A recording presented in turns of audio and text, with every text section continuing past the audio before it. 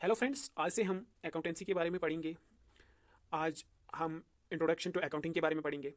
दोस्तों, आपको पता होगा कि जो भी बिजनेसेस होते हैं आपके आसपास में, बगल में या गली मोहल्ले में दुकानदार होते हैं, तो आपने देखा होगा कि उनके पास हिसाब किताब रखने के लिए एक लेजर होती है, एक बुक होती है। तो उस पे वो हिसाब किताब रखते हैं, एक सिंपल किस्म का हिसाब रखते हैं कि किसने कितना लिया, किसने कितना पैसा दिया, किसको कौन सा माल दे दिया, किसने कितना पैसा अभी तक दिया, अभी कितना बकाया है उसको। तो ये चीज़ें वो लोग मेंटेन करते हैं। लेकिन अगर एक हम बड़ी कंपनी के बारे में बात करेंगे, अगर कोई फॉर एग्जांपल एयरटेल कंपनी है, जियो कंपनी है, या कोई भी सॉफ्टवेयर कंपनी है, एचसीएल है, या टाटा मोटर्स है, या मारुति सुजुकी है, तो ये जो बड़ी कंपनीज होती है इनको भी हिसाब किताब रखना पड़ता है। और इनका जो हिसाब किताब होता है वो जाहिर है कि एक मामूली सा हिसाब किताब नहीं होता है, कुछ छोटा सा हिसाब किताब नहीं होता है, वो बहुत ही ज़्यादा होता है। और इस सब का हिसाब किताब रखने के लिए इनको क्या ज़रूरत पड़ती है कि इनके लिए कुछ ऐसा सिस्टम होना चाहिए, इनके लिए कुछ ऐसा सिस्टम होना चाहिए जिनसे इनको जो हिसाब किताब रखते हैं इसको रखने में आसानी हो जाए। तो इसीलिए जब इंडस्ट्रियल रिवोल्यूशन आ गया दुनिया में, या उससे पहले भी आप देखते हैं कि डिफरेंट मेथड्स अडॉप्ट किए गए कि कैसे हिसाब रखा जाएगा डिफरेंट चीज़ों का। गवर्नमेंट की जो खर्चे होते हैं, गवर्नमेंट का जो एक्सपेंडिचर होता है, गवर्नमेंट का जो रेवेन्यू होता है, उसका हिसाब कैसे रखा जाए। तो 19th सेंचुरी में इंडस्ट्रियल रिवोल्यूशन आने के बाद लोगों ने ये महसूस किया कि कुछ ऐसा सिस्टम होना चाहिए कि जिससे ये बहुत ज़्यादा बड़ा मतलब बड़ी बड़ी कंपनीज़ का, डिफरेंट गवर्नमेंट्स का हिसाब किताब रखने में आसानी हो जाए। कुछ ऐसा सिस्टम होना चाहिए, कुछ ऐसा सब्जेक्ट आना चाहिए, कोई ऐसी ब्रांच ऑफ साइंस या आर्ट आनी चाहिए जिससे क्या हो जाए कि ये हिसाब किताब रखने में आसानी हो जाए, ताकि जो भी बाद में जो भी चीज़ें करनी पड़ती है उस हिसाब किताब के साथ, चाहे आपको कोई नफ़ा देखना है, कोई नुकसान देखना है, या कोई ऐसी चीज़ देखनी है कि किस बंदे के पास हमारा कितना माल पड़ा है, किस बंदे के पास हमारा कितना पैसा पड़ा है, हमारे पास किस कंपनी का पैसा है, किस बैंक का पैसा है, किस बैंक का कितना लोन है, किस कंपनी का कितना लोन है, किसने कितना इन्वेस्ट किया है हमारी कंपनी में। तो ये सब चीज़ों का हिसाब रखने के लिए एक ब्रांच ऑफ साइंस और ब्रांच ऑफ आर्ट यहाँ पे आ गई, और उसका नाम रखा गया अकाउंटिंग। और आपको बताना चाहूँगा कि अगर आप history and developments of accounting के बारे में जानना चाहेंगे तो उसके लिए मैंने एक ऑलरेडी वीडियो बना के रखा है। उसका नाम है history and developments in accounting, और आप ऊपर आई बटन पे क्लिक कर सकते हैं और वो वीडियो देख सकते हैं, या आप डिस्क्रिप्शन में उस वीडियो की लिंक देख सकते हैं और वहाँ से आप वो वीडियो देख सकते हैं कि इसकी शुरुआत कैसे हुई और किन लोगों ने की। और इसका बताया जाता है कि आपको मैं थोड़ा सा बताऊँ कि मेसोपोटामिया में इसकी शुरुआत हुई 400 बीसी में। तो उसके बाद ये आगे बढ़ता गया और 19th सेंचुरी में एक इटालियन जो मर्चेंट थे, तो उन्होंने क्या किया कि उनका नाम था ल्यूका पेकोली। तो उन्होंने ही इसकी जो मॉडर्न अकाउंटिंग की जो बुनियाद है उन्होंने ही डाली। तो इस तरह से ये जो मॉडर्न अकाउंटिंग आज हम देखते हैं उसकी शुरुआत हो गई। तो अब हम अगर बात करेंगे कि ये जो अकाउंटिंग है तो इसमें क्या क्या चीज़ें होती है, ये क्या चीज़ होती है। तो accounting is the systematic process of identifying, measuring, recording, classifying, summarising, interpreting and communicating financial information. यानी इसमें सबसे पहले आइडेंटिफाई किया जाता है कि कौन सी ट्रांजैक्शन ऐसी है, कौन सा मतलब लेन देन ऐसा है कि जिसमें पैसे का इन्वॉल्वमेंट है। फॉर एग्जांपल अगर हमने किसी को कोई चीज़ बेच दी तो उसमें हमारा पैसा का लेन देन हुआ है। तो इस तरह से हम कहेंगे कि अगर वो फाइनेंशियल, अगर वो हम मेजर कर सकते हैं, अगर वो फाइनेंशियल नेचर की हो तो उसको हम आइडेंटिफाई करते हैं, फिर उसको मेजर करते हैं कितना ट्रांजैक्शन हुआ है, कितना पैसा हमको देना है, कितना पैसा किसी और को देना है। तो उसको हम मेजर करते हैं कि कितनी ट्रांजैक्शन हुई है इन मनी टर्म्स, उसको हम मेजर कर सकते हैं और देख सकते हैं कि कितना हमारा अमाउंट बनता है।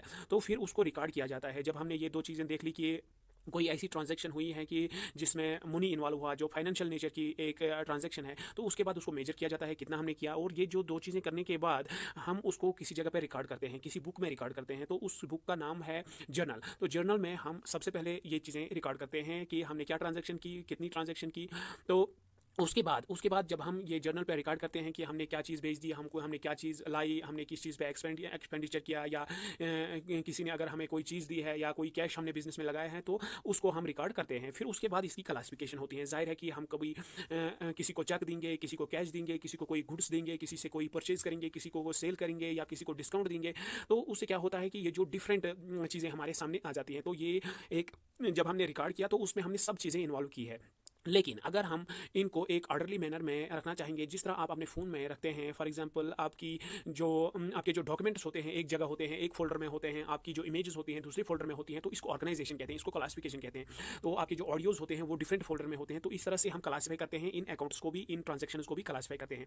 फिर उसके बाद हम समराइज़ करते हैं कि कहाँ पे कितना हुआ है, किस में कितना टोटल आया है। फिर उसको इंटरप्रेट करते हैं, क्या करते हैं, इंटरप्रेट करते हैं। और देखते हैं कि कहाँ पे हमने क्या खर्च किया, कितना खर्च किया, नफ़ा कितना आया, नुकसान कितना हो गया बिज़नेस को। तो उसके बाद क्या करते हैं, उसके बाद ये जो रिज़ल्ट्स हम वहाँ पे जो हमने बुक्स मेंटेन की है वहाँ से हम देखते हैं कि फॉर एग्जांपल अगर आपने देखा होगा कि कोई छोटा सा भी बिज़नेस हो, तो दुकानदार छोटा सा भी हो, या दिन के एंड में वो देखता है कि आज मैंने कितनी सेल की, आज मैंने कितना नफ़ा कमाया, आज मुझे कितना नुकसान हुआ, अगर नुकसान हुआ तो, या डिफरेंट चीज़ें, आज सबसे ज़्यादा चीज़ कौन सी चीज़ बिक गई, सबसे कम कौन सी चीज़ बिक गई। तो इन चीज़ों की जो ट्रांजेक्शन्स होती हैं वो हमें पता चलता है कि क्या हुआ क्या नहीं हुआ। तो ये जो हम इन्फॉर्मेशन मेंटेन करते हैं, ये जो रिकॉर्ड हम मेंटेन करते हैं, उसको हम कम्युनिकेट करते हैं। कहाँ पे कम्युनिकेट करते हैं? जो मैनेजमेंट होती है। फॉर एग्जांपल जो रिकॉर्ड मेंटेन करता है, जो हिसाब किताब लिखता है, वो तो जाहिर है कि जो एक फॉर एग्जांपल टाटा की आप अगर आप बात करेंगे, या महिंद्रा की बात करेंगे, या एयरटेल की बात करेंगे, जियो की बात करेंगे, मुकेश अंबानी थोड़ी खुद हिसाब लिखेगा। तो उसने डिफरेंट अकाउंटेंट्स रखे हैं, तो वो उसका हिसाब मेंटेन करते हैं। तो जब वो मेंटेन पूरा कर लेते हैं, तो उसके बाद वो डिफरेंट चीज़ें बना लेते हैं, डिफरेंट अकाउंट्स बना लेते हैं। लेकिन फाइनली वो माइन्यूटली वो स्मॉल स्मॉल थिंग्स नहीं देखता है कि कहाँ पे हमने कितना खर्च किया है, क्या नहीं किया है। वो बाद में लास्ट में ये देखता है कि हमने ओवरऑल कितना खर्च किया है, किस सेक्टर में हमको नुकसान हुआ, किस सेक्टर में हमको फ़ायदा हुआ है। तो ये चीज़ें देखता है वो, लास्ट में फाइनेंशियल स्टेटमेंट देखता है। तो फाइनेंशियल स्टेटमेंट से उसको आसानी हो जाती है, क्योंकि जो बॉस होता है बड़ी कंपनी का, तो उसको जाहिर है कि इतना टाइम नहीं है कि वो हर एक चीज़ खुद देख ले, हर एक चीज़ का खुद रिकॉर्ड रखे। तो उसके लिए ये जो इन्फॉर्मेशन होती हैं, अकाउंटेंट्स जो होते हैं वो इसको आसान करके रखते हैं। तो इस तरह से ये जो अकाउंटिंग प्रोसेस है, इसमें क्या चीज़ इन्वॉल्व होती है? इसमें आइडेंटिफिकेशन होती है, मेजरमेंट होती है, रिकॉर्डिंग होती है, क्लासिफिकेशन होती है, एनालाइजिंग होती है, समराइजिंग होती है, इंटरप्रेटिंग होती है, और कम्युनिकेटिंग होती है। जो बिजनेस के जो ट्रांजेक्शन होते हैं, बिजनेस के जो रिकॉर्ड्स होते हैं, वो उन्हीं चीज़ों का उन्हीं यही चीज़ें होती है। इसमें अकाउंटिंग जो प्रोसेस होती है, इसमें ये चीज़ें होती है। तो इस अकाउंटिंग से हमें क्या-क्या पता चलता है कि हमारे पास रिसोर्सेज़ कितने अवेलेबल है, तो हमने कौन-कौन से रिसोर्सेज़ जो है हमने एम्प्लॉय किए हैं, हमने क्या-क्या रिजल्ट्स अचीव किए हैं, जो हमारा टारगेट था वो अचीव किया कि नहीं किया। तो इस तरह से ये चीज़ें हमें पता चलता है, इन चीज़ों का पता चलता है जब हम ये अकाउंटिंग करते हैं, जब हम ये अकाउंटिंग रिकॉर्ड्स मेंटेन करते हैं। तो यहाँ पे आप थोड़ी-सी इन्फॉर्मेशन देख सकते हैं अमेरिकन। तो इससे हमें पता चला कि ये जो अकाउंटिंग है ये एक आर्ट है, और इसमें कुछ स्किल्स की भी ज़रूरत पड़ती है। और ये जो ट्रांजैक्शंस यहाँ पे होते हैं इस अकाउंटिंग में, वो मॉनेटरी टर्म्स में होते हैं, पैसों का लेन देन होता है। यहाँ पे अगर कोई भी किसी भी चीज़ का लेन देन होता है, तो उसमें पैसे इन्वॉल्व होते हैं, उसको हम मेजर कर सकते हैं। फॉर एग्जांपल 10,000 है, 2,000 है, 1,000 है, 3,000 है, खर्चा है, या हमारा नफ़ा है, नुकसान है, तो इसको मॉनेटरी टर्म्स में हम मेजर कर सकते हैं। तो इस तरह से अकाउंटिंग में क्या क्या इन्वॉल्व होता है? Recording, classifying, summarising of transactions, and analysing the pattern of the results of such analysis may be communicated to the persons who are interested in such information. जिस भी बंदे को ये इन्फॉर्मेशन ज़रूरत है, तो उसको ये इन्फॉर्मेशन प्रोवाइड की जाती है। फॉर एग्जांपल किसको ये ज़रूरत पड़ती है? फॉर एग्जांपल अगर हम किसी कंपनी को कोई कंपनी हमारे पास है, तो फॉर एग्जांपल एयरटेल है, एयरटेल को कभी पैसे की ज़रूरत पड़ी, तो वो जो अकाउंटिंग इन्फॉर्मेशन उनके पास होगी वो बैंक्स को दिखाएगा, बैंक्स उसकी परफॉर्मेंस देखेंगे, कैसा चल रहा है इनका बिजनेस, तो बैंक्स उसको लोन देंगे। तो इस तरह से, या अगर कोई बंदा होगा जिसके पास पैसा होगा, तो एक बंदा उनमें वहाँ पे इन्वेस्ट करेगा, एयरटेल की कंपनी में शेयर्स खरीद लेगा, कुछ हिस्सेदारी खरीद लेगा एयरटेल की कंपनी में, या किसी और कंपनी में। आप मान के चल सकते हैं कि वहाँ पे शेयर्स खरीद सकते हैं। तो इस तरह से ये जो अकाउंटिंग इन्फॉर्मेशन है, इसके डिफरेंट यूजर्स होते हैं, इसके इंटरनल यूजर्स भी होते हैं, यानी कंपनी के अंदर के लोग जो होते हैं, एम्प्लॉयज़ होते हैं, मैनेजमेंट होता है, या बाहर के जो लोग हैं, बैंक्स वगैरह होते हैं, फाइनेंशियल इंस्टीट्यूशंस होते हैं, गवर्नमेंट्स होते हैं, कोर्ट्स वगैरह होते हैं, जहाँ पे आप बार बार देखते हैं कि बहुत सारे केसेस कंपनीज के खिलाफ आ जाते हैं कोर्ट्स में। तो वहाँ पे उनको ये रिकॉर्ड दिखाना पड़ता है कि हमने क्या दिखाया है, जो चीज़ें हमने दिखाई है ये ठीक दिखाई है कि गलत दिखाई है। तो वहाँ पे उनको ये सब रिकॉर्ड दिखाना पड़ता है। तो इस तरह से ये जो अकाउंटिंग है, इसके डिफरेंट यूजर्स होते हैं, इंटरनल यूजर्स भी होते हैं और एक्सटर्नल यूजर्स भी होते हैं। ये जो अकाउंटिंग है, ये साइकिल के फॉर्म में चलती है। सबसे पहले कोई ना कोई ट्रांजैक्शन होती है, जब भी ट्रांजैक्शन हो जाएगी तभी हम अकाउंटिंग करेंगे। तो सबसे पहले जब ट्रांजैक्शन हो गई, तो उसको हमने अभी कहा कि आइडेंटिफाई करते हैं, फिर मेजर करते हैं। तो जब इस ट्रांजैक्शन को फिर रिकॉर्ड करते हैं, रिकॉर्ड किसी जर्नल में करते हैं, तो उसको क्या बोलते हैं? जर्नलाइजिंग। फिर इसको पोस्ट करते हैं, इसको क्लासीफाई करते हैं इनटू डिफरेंट अकाउंट्स। तो ये हम आगे पढ़ेंगे। तो यहाँ पे इसको पोस्ट करते हैं कहाँ पे? लेजर में। तो लेजर में डिफरेंट अकाउंट्स मेंटेन किया जाते हैं, कैश के लिए सेपरेट, सेल्स के लिए सेपरेट, परचेजेस के लिए सेपरेट, या किसी बंदे के लिए सेपरेट। तो बैंक के लिए सेपरेट अकाउंट बनाया जाता है। हर किसी मतलब जो भी ट्रांजैक्शन होती हैं, जिस भी नेचर की होती हैं, जो भी अकाउंट इन्वॉल्व होता है, तो उसके लिए डिफरेंट ट्रांजैक्शंस मेंटेन की जाती हैं, इनको क्लासीफाई किया जाता है। फिर उसका ट्रायल बैलेंस बनाया जाता है, एक बैलेंस शीट बनाया जाता है। ट्रायल बैलेंस का मतलब ये हो गया, एक स्टेटमेंट बनाया जाता है। स्टेटमेंट में देखा जाता है कि हमको कितना किस अकाउंट का कितना प्रॉफिट है, किस अकाउंट का कितना बैलेंस है, तो वो हम इजीली वहाँ पे देख सकते हैं। ओवरऑल स्टेटमेंट होता है ये ट्रायल बैलेंस। फिर हम उसके बाद ट्रेडिंग अकाउंट बनाते हैं, और फिर हम प्रॉफिट एंड ट्रेडिंग अकाउंट में हम ग्रॉस प्रॉफिट, ग्रॉस लॉस देखते हैं, और फिर हम बनाते हैं प्रॉफिट एंड लॉस अकाउंट। इसमें हम नेट प्रॉफिट और नेट लॉस बनाते हैं, देखते हैं कि बिजनेस का क्या हुआ है, क्या नहीं हुआ है। तो फिर उसके बाद हम बनाते हैं बैलेंस शीट, जिसमें हम ये देखते हैं कि हमारे पास कितने एसेट्स हैं, हमारे पास कितना उधार है लोगों का। तो बैलेंस शीट में हम एसेट्स एंड लायबिलिटीज बिजनेस की दिखाते हैं। तो इस तरह से ये जो अकाउंटिंग साइकिल है वो चलता है। तो यहाँ पे ये जो चीज़ें हैं तो इसमें सबसे पहले identify and measure identifying the transactions and journalising, जैसा मैंने अभी कहा, फिर इसको पोस्ट किया जाता है, बैलेंस किया जाता है, प्रिपरेशन ऑफ ट्रायल बैलेंस के लास्ट में, फिर उसके बाद होता है फिर प्रिपरेशन ऑफ ट्रेडिंग अकाउंट, फिर होता है प्रॉफिट एंड लॉस अकाउंट होता है, फिर प्रिपरेशन ऑफ बैलेंस शीट। तो अब हम बात करेंगे इस जो ये जो अकाउंटिंग है इसके ऑब्जेक्टिव्स क्या है। तो इसका जो पहला ऑब्जेक्टिव है वो ये है कि it to keep this systematic record of the financial transactions. तो इनका रिकॉर्ड होता है इन ऑर्डरली मैनर, हम इसको मेंटेन करते हैं इन ऑर्डर। और to ascertain the profit and loss of the business enterprise, कितना लॉस हुआ है, कितना नफा हुआ है, कितना नुकसान हुआ है एक बिजनेस का। To ascertain the financial position of the enterprise, financial position क्या है, स्टेबल है कंपनी की नहीं है, खतरा है डूबने का कि नहीं है, बिजनेस को खतरा है कि नहीं है, कितनी स्टेबिलिटी इसमें है कितनी नहीं है। तो ये चीज़ें हम इस अकाउंटिंग इन्फॉर्मेशन से हासिल कर सकते हैं। तो इससे इसके जो ऑब्जेक्टिव्स हैं वो यही है, to provide information to the various stakeholders for the requirement. जो भी स्टेक होल्डर्स होते हैं, इंटरनल यूजर्स होते हैं, एक्सटर्नल यूजर्स होते हैं, अभी मैंने बताया कौन होते हैं कौन नहीं होते हैं, तो उनके लिए भी ये यूजफुल होती है। To protect the properties of the enterprise, जो ये एंटरप्राइज जो ये कंपनी है उसकी जो प्रॉपर्टी है उसको प्रोटेक्ट करने के लिए ये जो अकाउंटिंग है बनाई जाती है, मेंटेन की जाती है। To ascertain the solvency and liquidity position of the enterprise, ये इससे हमें ये भी पता चलता है कि कंपनी किस हालत में है, डूबने की हालत में है या अच्छी खासी पोजीशन में है। तो इन चीज़ों का हमें यहाँ पे पता चलता है। तो functions, main functions of the accounting और एज फॉलोज। अब हम फंक्शंस की बात करते हैं। तो मेन फंक्शन इसमें क्या क्या है, मेजरमेंट है। यहाँ पे हम जो भी ट्रांजैक्शन होती है उसको मेजर करते हैं। तो कितना हुआ है, कितना ट्रांजैक्शन हुआ है। फॉर एग्जांपल अगर हमने कोई चीज़ परचेज की है तो कितने की परचेज की है, तो यहाँ पे हम मेजर करते हैं। फोरकास्टिंग करते हैं। फोरकास्टिंग का मतलब ये हो गया कि हम ये देख सकते हैं कि आइंदा हमारा बिजनेस कैसा रहने वाला है, बूम आने वाला है, हमारा कंपनी तरक्की करने वाली है, डूबने वाली है, क्या करने वाली है, क्या नहीं करने वाली है, नफा होने वाला है, नुकसान होने वाला है, कितना होने वाला है, और किस सेक्टर में कितना खर्च करना है। तो हम फोरकास्ट कर सकते हैं, बजट बना सकते हैं आगे के लिए, कंपनी के लिए कंपैरिजन कर सकते हैं डिफरेंट पीरियड्स का। फॉर एग्जांपल एक साल में 4 बार हम 4 क्वार्टर्स का कंपैरिजन कर सकते हैं अपनी कंपनी का। तो देख सकते हैं उस पीरियड में क्या हुआ, इस पीरियड में क्या हुआ। तो हम ये इसका भी कंपैरिजन कर सकते हैं कि जो हमने फॉर एग्जांपल प्रोजेक्ट किया था, जो हमने बजट बनाया था, लेकिन एक्चुअल में क्या हुआ, रियल में क्या हुआ, और जो हमारा मतलब प्लान था उसके मुताबिक कितना होना था, एक्सपेंडिचर कितना होना था, नफ़ा कितना आना था, नुकसान कितना होना था। तो इन चीज़ों का हम कंपैरिजन कर सकते हैं। और ये हमें डिसीजन मेकिंग में भी मदद करती है। क्या हमें क्या करने में मदद करती है, जो भी डिसीजंस कंपनी लेती है। For example recording cost of the product, prices, sales, level of activity, या कोई भी चीज़, कोई भी डिसीजन कंपनी को लेना है तो उसका हम यहाँ पे डिसीजन मेकिंग में भी इसका अकाउंटिंग का एक नहायत ही इंपॉर्टेंट रोल रहता है। इसके अलावा हमारे पास ये जो अकाउंटिंग इन्फॉर्मेशन होती है उससे डिफरेंट चीज़ें कंट्रोल कर सकते हैं। फॉर एग्जांपल हमारा जो प्लानड परफॉर्मेंस है वो कैसा रहने वाला था, लेकिन एक्चुअल परफॉर्मेंस जो है वो कैसा है, बिजनेस का परफॉर्मेंस कैसा है। तो ये चीज़ें हम कंट्रोल कर सकते हैं। डिफरेंट कॉस्ट्स वगैरह या डिफरेंट खर्चे जो होते हैं, डिफरेंट एक्सपेंडिचर्स होते हैं, तो उन चीज़ों को कंट्रोल करने में ये जो अकाउंटिंग है ये हमें मदद करती है। इसके अलावा ये जो अकाउंटिंग इन्फॉर्मेशन होती है वो असिस्टेंस टू दी गवर्नमेंट, ये गवर्नमेंट को असिस्ट करती है। डिफरेंट कंपनीज़ को कितना टैक्स लगाया जाए, डिफरेंट कंपनीज़ को अगर सब्सिडी की ज़रूरत होती है डिफरेंट चीज़ों में। फॉर एग्जांपल आपने अक्सर बार देखा होगा कि कोई रिलीफ पैकेज लाके आती है गवर्नमेंट। फॉर एग्जांपल अभी कोविड के टाइम पे MSME, medium and small enterprises के लिए रिलीफ पैकेजेस का ऐलान किया गया गवर्नमेंट के द्वारा। या बड़ी कंपनीज़ के लिए क्या सब्सिडीज़ या क्या जो डिफरेंट पर्क्स एंड प्रिविलेजेस उनको दिए जाते हैं गवर्नमेंट के द्वारा, या टैक्सेशन के मामले में ये गवर्नमेंट का मदद करती है। ये जो accounting information different companies, different businesses maintain कर लेते हैं।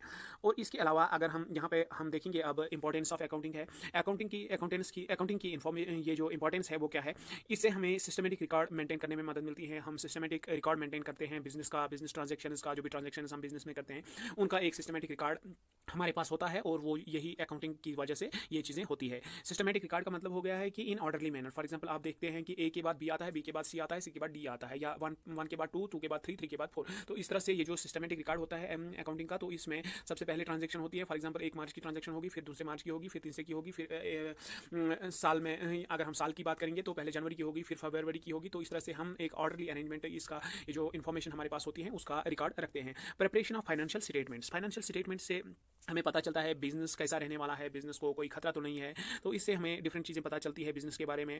जब हम फाइनेंशियल स्टेटमेंट प्रिपेयर करते हैं इस अकाउंटिंग इन्फॉर्मेशन से, फाइनेंशियल स्टेटमेंट से हमें पता चलता है कि हमारे पास कितना जो एसेट्स वगैरह हमारे पास मौजूद है, हमारे पास कितना पैसा मौजूद है, हमको कितना प्रॉफिट हुआ है, हमको कितना नुकसान हुआ है, कौन सा फील्ड हमारे लिए अच्छा रहा, कौन सा फील्ड हमारे लिए प्रॉफिटेबल फील्ड नहीं रहा, कौन सा परफॉर्मिंग एसेट हमारे लिए है, कौन सा नॉन परफॉर्मिंग एसेट है। तो इससे हमें ये चीज़ें पता चलती है।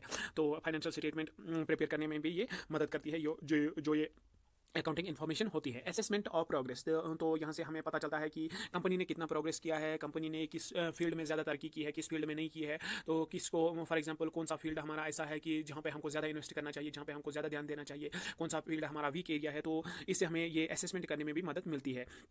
और एड टू डिसीजन मेकिंग। तो ये अकाउंटिंग इन्फॉर्मेशन जो होती है, इसी से हमें पता चलेगा कि जो हमारा डिसीजन होना चाहिए, जो आगे का जो प्लान होना चाहिए वो कैसा होना चाहिए, हमें क्या करना चाहिए क्या नहीं करना चाहिए। डिसीजन मेकिंग में भी ये मदद कर लेती है ये जो अकाउंटिंग इन्फॉर्मेशन होती है। अगर हमारे पास कोई अकाउंटिंग इन्फॉर्मेशन नहीं होगी तो हम साल के एंड में सिंपली इतना जान सकते हैं कि हमारा नुकसान हुआ है या फ़ायदा हुआ है बस, लेकिन हमें ये पता नहीं चलेगा कि किस वजह से हुआ है, क्यों हुआ है, किस फील्ड की वजह से हमें ये नुकसान हुआ है, हमें ये नफ़ा किस वजह से हुआ है, ताकि हम इसको आगे भी कायम रह सकें कर सकें, ताकि हम इसको भी आगे कंटिन्यू कर सकें। अगर हमें नुकसान नफ़ा हुआ है या अगर हमें किसी वजह से नुकसान हुआ है तो हमें डिसीजन मेकिंग में ये मदद करेगा अकाउंटिंग इन्फॉर्मेशन। हमें पता चलेगा कि किस वजह से हमें नुकसान हुआ है, तो हम उसको रेक्टिफाई करने की कोशिश करेंगे बिजनेस में। तो इस इट सेटिस्फाइज लीगल रिक्वायरमेंट्स। तो यहाँ पे जो लीगल रिक्वायरमेंट्स होती हैं, फॉर एग्जांपल कंपनीज का डिफरेंट कोर्ट्स में केसेस चलते रहते हैं, कभी ये घपला करते हैं टैक्स के मामले में या किसी और मामले में, तो इस तरह से उनको कोर्ट में जो रिकॉर्ड देना पड़ता है, जो उनको डॉक्यूमेंट शो करने पड़ते हैं, जो एज ए विटनेस उनका काम करती हैं, जो ये रिकॉर्ड होता है एज ए प्रूफ उनको वहाँ पे जमा कर लेना पड़ता है। तो इस तरह से ये जो लीगल रिक्वायरमेंट्स होती है डिफरेंट कंपनीज़ की, तो उन्होंने जो दिखाया होता है गवर्नमेंट को बैलेंस शीट कैसा जो बनाते हैं, या उन्होंने जो उनका रेवेन्यू हुआ है तो उसी के हिसाब से उनको उन पर टैक्स चार्ज किए जाते हैं। तो इस तरह से ये जो लीगल रिक्वायरमेंट्स होती है ये इस अकाउंटिंग की वजह से पूरी हो जाती है। तो ये उसमें भी मदद कर लेता है। Information to the interested groups. तो ये जो अकाउंटिंग इन्फॉर्मेशन होती है ये इंटरेस्टेड ग्रुप्स कौन होते हैं? Internal users and external users होते हैं कंपनी के। तो उनको भी ये मदद करती है, उनको भी फॉर एग्जांपल डिसीजन मेकिंग में मदद करती है, ताकि वो इन्वेस्ट करें, उन कंपनी को लोन दें, कंपनी के साथ कोई काम करें नहीं करें, तो इसमें भी ये मदद कर लेता है। और इंटरनल यूजर्स को फॉर एग्जांपल कोई कंपनी ज़्यादा नफा कमाती है तो इंटरनल यूजर्स उसके एम्प्लॉयज़ होते हैं। तो एम्प्लॉयज़ के लिए ये इसलिए मैटर करता है क्योंकि अगर कोई कंपनी ज़्यादा तरक्की कर लेती है तो उनको जो परसेंट प्रिविलेजेस होते हैं, उनको जो फॉर एग्जांपल सैलरी होती है उसमें बढ़ावा हो सकता है। तो इसलिए उनके लिए भी ये फायदेमंद इन्फॉर्मेशन होती है। अगर कोई कंपनी ज़्यादा तरक्की कर लेती है तो एम्प्लॉयज़ उसमें इंटरेस्टेड होते हैं कि अब हमारी जो सैलरी होती है वो बढ़ जाएगी, अब हमारा कोई अलाउंस होगा वो बढ़ जाएगा, या डिफरेंट चीज़ें जो ऑफिस में उनको दी जाती हैं तो वो उनमें इजाफा किया जाएगा। या अगर कंपनी को कोई नुकसान हुआ है तो उसके जो एम्प्लॉयज़ होते हैं उनको ये पता चलता है कि कंपनी को ऐसा हुआ है, घाटा हुआ है, नुकसान हुआ है, तो हमें तैयार रहना चाहिए जॉब लॉस के लिए या सैलरी कट्स के लिए तैयार रहना चाहिए। तो इस तरह से ये उनके लिए इन्फॉर्मेशन जो होती है इंटरनल यूजर्स के लिए भी फायदेमंद होती है और एक्सटर्नल यूजर्स के लिए ये अकाउंटिंग इन्फॉर्मेशन फायदेमंद होती है। और लीगल एविडेंस। तो इसमें जैसे हमने अभी कहा कि जो लीगल एविडेंस होती है in the court of law, तो वहाँ पे ये जो अकाउंटिंग इन्फॉर्मेशन होती है वो वहाँ पे भी मदद करती है। डिफरेंट पार्टीज़ के दरमियान अगर डिस्प्यूट होता है तो उस पर भी ये मदद कर लेता है। ये जो अकाउंटिंग इन्फॉर्मेशन होती है, कंप्यूटेशन ऑफ टैक्सेस, जो टैक्सेस वगैरह कंपनी पे चार्ज किए जाते हैं, जो टैक्सेस देने पड़ते हैं कंपनीज़ को, तो उसका हिसाब किताब लगाने में फॉर एग्जांपल कंपनी का रेवेन्यू कितना है, कंपनी का जो एक्सपेंडिचर है उसका कितना है, कंपनी ने कितने प्रोडक्ट्स निकाले, कंपनी ने कितना प्रॉफिट कमाया, तो उससे उसी के हिसाब से कंपनी की इनकम क्या है उसी के हिसाब से उस पर टैक्स चार्ज किया जाता है। जितनी इनकम होगी उसी के हिसाब से उसी के मुताबिक उसको टैक्स भी चार्ज किया जाएगा।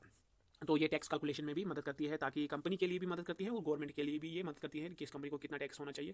तो इसके अलावा ये सेटलमेंट और during the merger, for example अगर कोई दो कंपनीज चाहेंगे कि वो एक दूसरे के साथ मिल जाएं तो एक ही कंपनी बनाए। फॉर एग्जांपल आपने देखा होगा रिसेंटली एयरटेल नहीं, आइडिया और वोडाफोन जो है, दो कंपनीज एक दूसरे के साथ मर्ज हो गई। उनको लगा था कि अगर हम अलग अलग रहेंगे, हम छोटी कंपनीज है एयरटेल और जियो सब जो मार्केट शेयर है वो लेने वाले हैं, तो उनको उनके सब्सक्राइबर्स है बहुत ज़्यादा हो गए हैं। तो ये जो दो कंपनीज है आइडिया और वोडाफोन, तो उनको लगा कि हमारे डूबने का खतरा है जैसा एयरसेल का हुआ है। तो उस तरह से उन्होंने क्या किया कि वो दो कंपनीज मर्ज हो गई। तो इस तरह से जो एक ही कंपनी आइडिया वोडाफोन जो कंपनी उन्होंने बनाई, तो इस तरह से ये मर्जर में भी मदद करती है। ये जो अकाउंटिंग इन्फॉर्मेशन होती है कि कौन सी कंपनी कितनी बड़ी है, कौन सी कंपनी के पास कितने एसेट्स हैं, कितनी फॉर एग्जांपल कितना वैल्यू है किस कंपनी का, तो उसी के हिसाब से उसका जो मर्जर होगा, जो उन दोनों का फॉर एग्जांपल एक कंबाइंड कंपनी जब बन जाएगी तो उसके बाद क्या हो जाएगा, उसके बाद उसकी कितनी हिस्सेदारी रहेगी, एक कंपनी की कितनी हिस्सेदारी रहेगी और दूसरी कंपनी की कितनी हिस्सेदारी रहेगी। तो इस तरह से ये जो अकाउंटिंग इन्फॉर्मेशन है ये मर्जर के दौरान भी